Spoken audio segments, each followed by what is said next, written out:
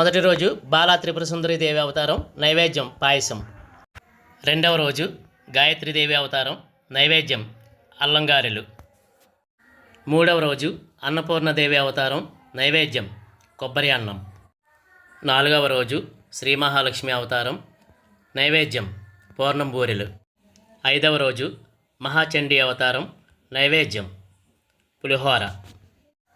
ఆరవ రోజు సరస్వతీదేవి అవతారం, నైవేద్యం దద్దోజనం. ఏడవ రోజు లలితా త్రిపుర సుందరి దేవి అవతారం, నైవేద్యం పెసరబూరెలు. ఎనిమిదవ రోజు దుర్గాదేవి అవతారం, నైవేద్యం పొలగం చక్కెర పొంగలి. తొమ్మిదవ రోజు మహిషాసురమర్దిని అవతారం, నైవేద్యం పాయసాన్నం.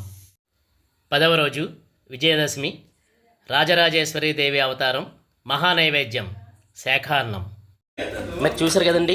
మరి ఈ వీడియో మీకు నచ్చినట్టయితే లైక్ చేయండి, బెల్ ఐకాన్ క్లిక్ చేయండి, అలాగే షేర్ చేయండి, సబ్స్క్రైబ్ చేయడం మర్చిపోకుండా. మీ లోకల్ శంకర్ NSP.